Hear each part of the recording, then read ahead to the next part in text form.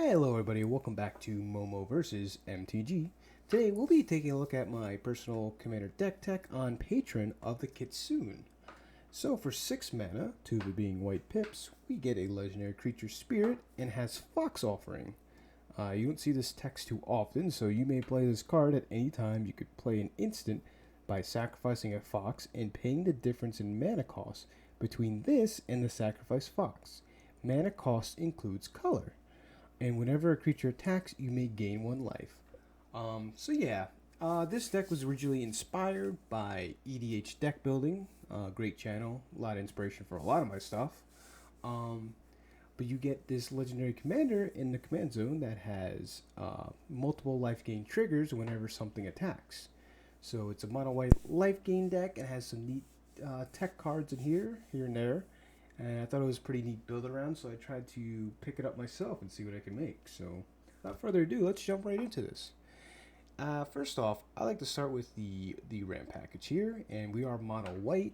So we're going to play a little bit of the catch-up mechanic in terms of ramping. So, namely, Archaeomancer map, right?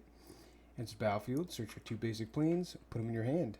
And then whenever a land enters the battlefield under opponent's control, that player controls more lands than you may put a land card from your hand on the battlefield. So a lot of these mechanics, again, are going to be the catch-up. So I have land tax, right? We're going to be grabbing lands every turn if we're behind in lands. Keep it the cord, same idea. We can either make 1/1s, which is great, because we get to attack with them and trade our commander, or get a land, basic planes, which we only have basic planes for basic lands. If someone controls more lands, Wayfarer Bauble kind of gets us ahead on lands, right? The Restoration of Ganjo is a neat card for the deck, right? For 3 mana, we get to put a planes in our hand. Also serves as reanimation later on for CMC2. And then we get to exile this saga and return to battlefield transform under our control. And would you guess, this is a Fox Monk. Also creates Spirit 1/1s, so it's all in the theme of the deck. Because we also do want tokens ourselves, because this triggers when any creature attacks, right? Our creatures, opponents' creatures, all the good stuff. So that being said, Keeper of the Cord is a great fit. Deep Gnome, Terramancer, I think is a great commander staple. Ramp is someone basically puts a land without being played under opponent's control. So all the good stuff, really, right? Then we have a Soul Ring, Pearl Medallion, only white spells on the deck, so might as well make them cheaper.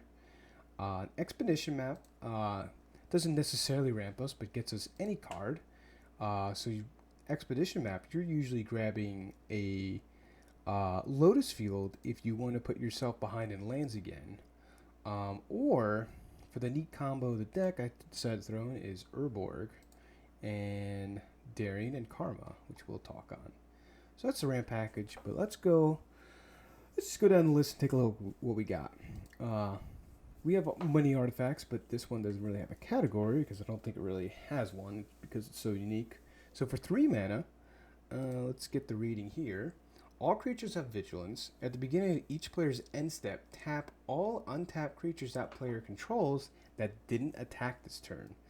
Angel's Trumpet deals damage to the player equal to the number of creatures tapped this way.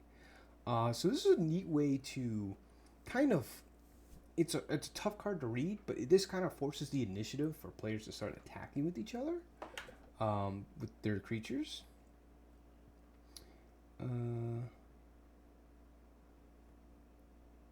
Yeah, and it doesn't care about summoning sickness, so we're alright. At the beginning of each player's end step, tap all untapped creatures that player controls that didn't attack this turn. So even if they cast it the same turn.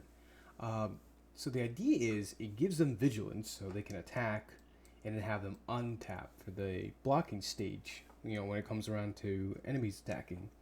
And if they don't attack with it, then then their creatures get tapped down and you deal damage to them. So I think it's a pretty sick card. I really like this card. Allows us to attack as well, right? Which is the key thing. Fits in deck pretty nice. Usually drains our opponents and gains us life.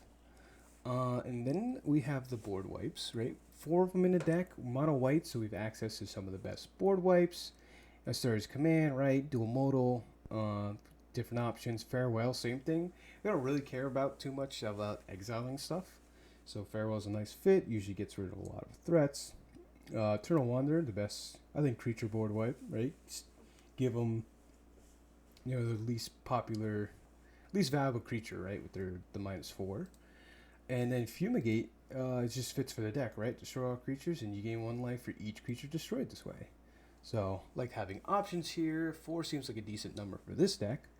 Then we run Ale Dawn Sky, sure. You guys already know this is my pet card. We could dig for a lot of permanents, and there's a lot of non-land permanents to hit in this deck.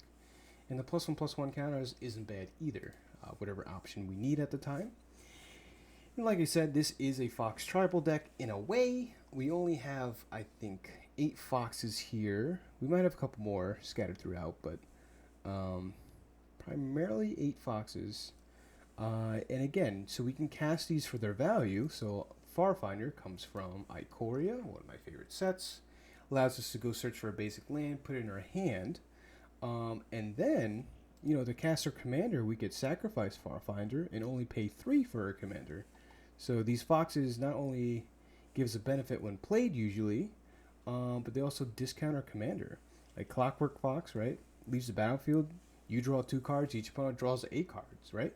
So again, card draw here, like they all do kind of neat stuff. 8.5 Tails protects a permanent you control, because it has 2 modes here. Give protection from white, so great against mono white, or we can turn a spell into a white spell and then give it protection, right?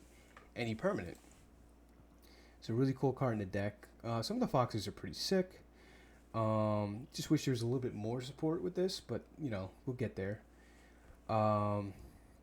This is a neat fox that flips right away, because then it prevents all damage that would be dealt to creatures you control once you have 30 or more life. And again, you start with 40 life, so usually this is flipping right off the bat or something. Selfless Samurai kind of wants to die as well. Gives us lifelink if we attack alone with a Samurai Warrior. Neat. But then it also sort of doubles as protection. Either discounts our commander, or we can sacrifice it and give something indestructible. Really like that. Silver Chase Fox, probably one of the best ones, because it's a fox. And also we can exile a target enchantment. Pretty sweet. Volpane Harvester is probably one of the better foxes. It came out in March of Machines. Whenever one or more Phyrexians you control attack, return target artifact from your graveyard to the battlefield if its meta value is less than or equal to their total power. We don't run many Phyrexians, it's just this. Hopefully we can get a 3-drop back with this. So they all serve pretty neat purposes here, and I really like the theme here. Of just a couple of foxes, not going all in on the Fox Tribal. So then we get down here to one of the main game plans of the deck. Besides getting a bunch of life, I think a neat package that fits in the deck is with Darien, King of Kjeldor. For 6 mana, whenever you're dealt damage, you may put that many 1/1 white soldier creature tokens into play. Okay, so where are we going with this? We run a card like Karma for 4 mana. During each player's upkeep, Karma deals damage to that player equal to the number of swamps he or she controls. So this is, again, going to be really good against the mono black decks or any deck that has, any swamps in it. But however, we run something like Urborg, Tomb of Yawgmoth, right? Each land is a swamp in addition to its other land types. So now we turn all our opponent's lands into swamps, also ours.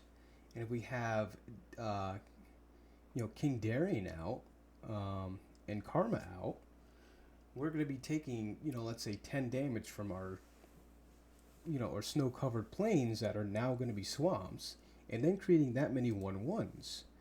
So not the best thing for us, except we can then swing with those creatures, those 1/1s, and gain life. So it's a neat way to keep ourselves healthy while creating a board state, but then also hurting our opponents with an Urborg and Karma out. So I think it's a neat little package to fit in, kind of cool combo, I think. So we do run that. For our lands, nothing too special. Some destroy non-basic lands. The Lotus Field, again, works really nice with some of our ramp. And Arcane Lighthouse to makes creatures and opponent controls lose hexproof and shrouds, so we can target it. So Nothing too crazy. You can fit a lot more stuff in here. I just like a lot of snow-covered plains, so I threw them in here. And then we get down to the meat and potatoes, which is the life gain payoffs. So we want all these things that say, beginning of each end step, if you gain 4 more life this turn, put a 4/4 angel creature token with flying onto the battlefield. We can usually pull this off pretty reliably because people are always attacking in the commander format, and each end step. So we have 4 creatures attack. We then gain 4 life because of our patron of the Kitsune. And then we get to create some angels. So we have Angel of the Cord. Archangel of Thune kind of ends gains whenever you gain life. Put a +1/+1 counter on each creature. So once we're creating the tokens, we then buff them up. This is kind of the game closer in a way. Cleric class is really nice because if you gain life, gain that much +1. And the interesting part about this is each creature attacking is a separate instance of gaining life, right? So we get a lot of value off cleric class. 10 creatures now turns into 20 life instead of 10. Also, we level it up. 10 instances of gaining life, we get to put 10 +1/+1 counters on each creature. And then when it becomes level 3, return target creature card from your graveyard to the battlefield. You gain life equal to its toughness. So really nice stuff here. Crested sunmare, same thing. If you gain life, make a 5/5. Beginning of each end step, make a 5/5 horse. And horses you have are indestructible. Like, nice fit. I really like this card. And then we throw in a fellow there, Sovereign. Sure, what the heck. Kind of win the game card on the spot, which is not my favorite. It's just a life gain theme, so might as well throw it in there. Heliod Sun Crown. Not a creature. Devotion's 5 or less. Whenever you gain life, same thing. Put a +1/+1 on target creature enchantment you control. And we can give something lifelink. Really nice card.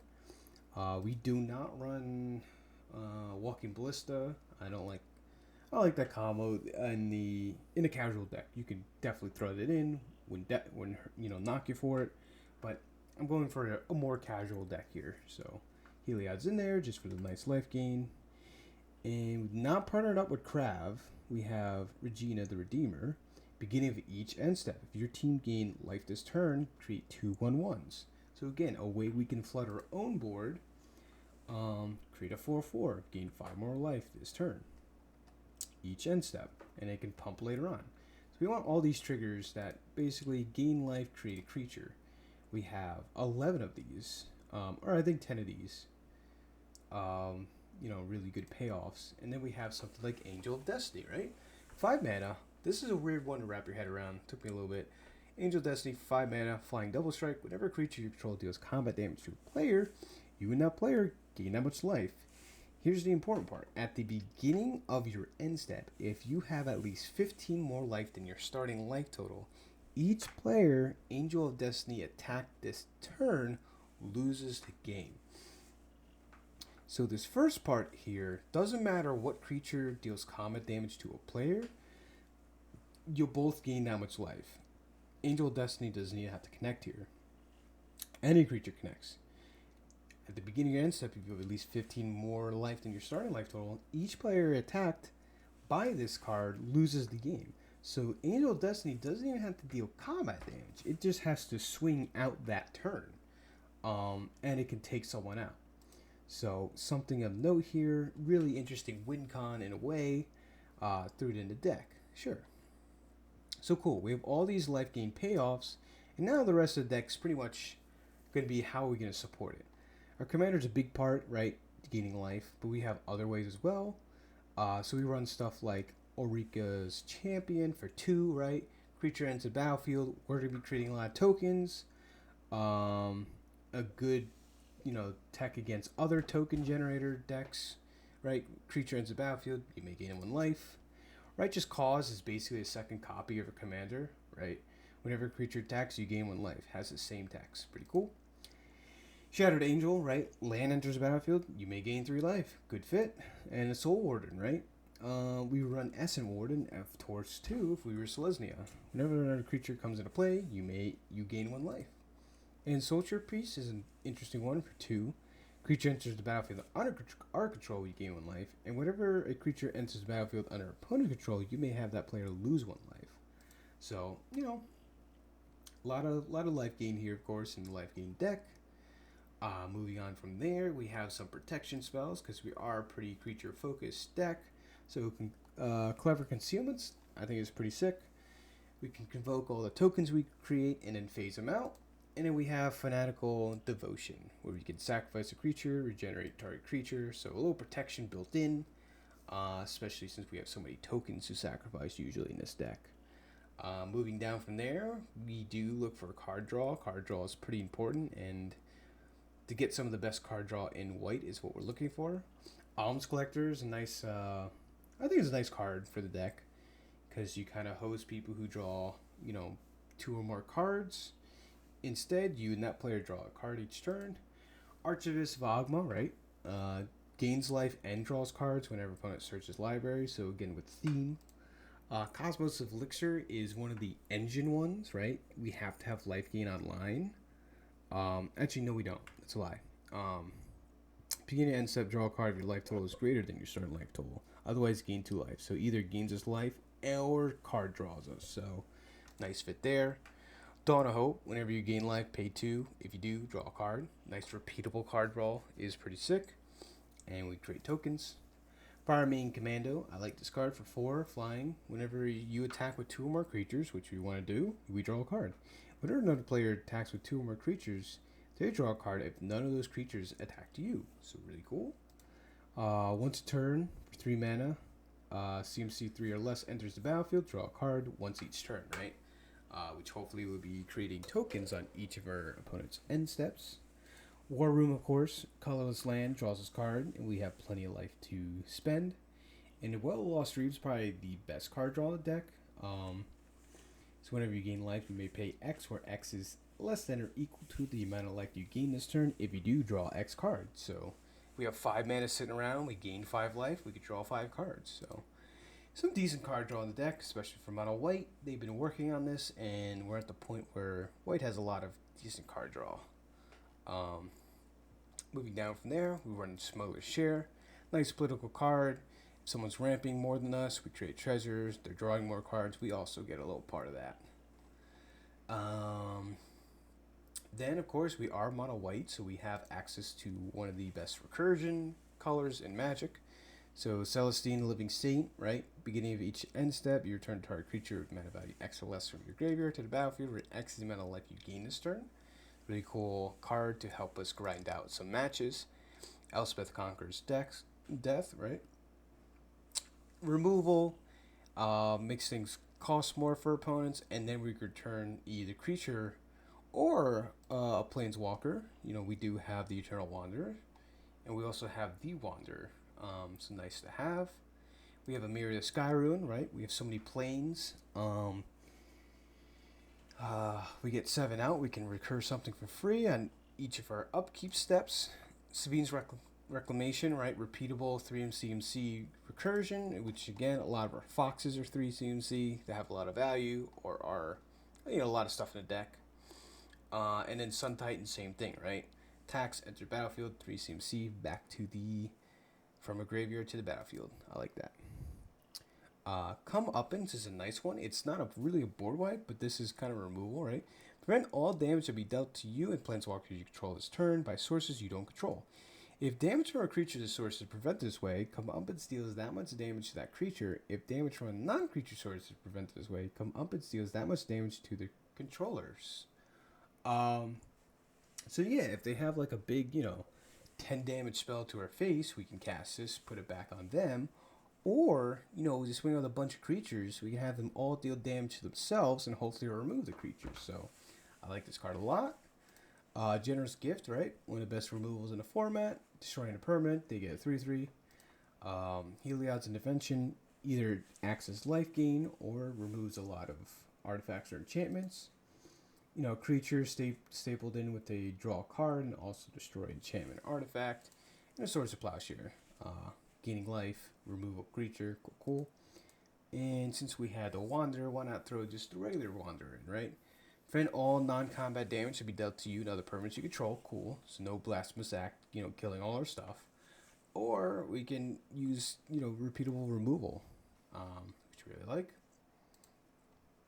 And going down from there, since we are mono white, couple stacks pieces. Stacks light I call it because we have graveyard hate, right? Players can't activate spells or abilities from graveyards. And whenever a creature dies, you gain a life. Cool. And a nice life gain in here as well. Even Mind Sensor, a lot of people are tutoring these days, so make them look at the top 4 instead. Blind Obedience. Things enter the battlefield tapped, mainly artifacts and creatures, and it has Extort on here. So again, we can gain life and drain our opponents with their spells, so nice fit. If we have the newer Elish Thorn from March of the Machines for 4 mana, whenever a source an opponent controls deals damage to you, or a permanent you control, that controller loses 2 life unless they pay 1 mana. And then you can pay 3, exile some other creatures, namely our tokens, and then flip it, which we get to incubate 5 times, so we get to create more tokens. Then give all our creatures +1 double strike till end of turn, and then it doubles as a board wipe. So I think it's a pretty decent fit in the deck. I really like the static first part. I usually don't flip it too often, but if you do, you're usually doing pretty well. Then we have just a couple tutors to round it all off, right? Enlightened Tutor, we want to look for artifact or enchantment, cool. And Search for Glory, we look for a legendary permanent or a snow card, right? So we can get a land, get a legendary card, or get a saga. Namely, with these two, what I really want to be doing is pulling off the King Darien. He's a legendary permanent. Karma is the enchantment I'd search with Enlightened Tutor, but there's other stuff you can get, right? You just don't have to get that. And then I said in the beginning, Expedition Map is the land of Urborg I'd be grabbing. Or again, Lotus Field or Emiria the Sky Ruin, depending on the state of the game. So yeah, I think for a mono white deck, it's definitely pretty interesting. The life gain theme and done a little bit different direction. And the Fox Tribal Splash, I think it's kind of neat. So yeah, if you like the deck tech review, let me know what you thought. If there's something else you want to see, you have a deck of your own, reach out to me. I'll take a look at it on the channel. Without further ado, thanks for hanging out. And until the next one, I'll see you when I see you. Take it easy.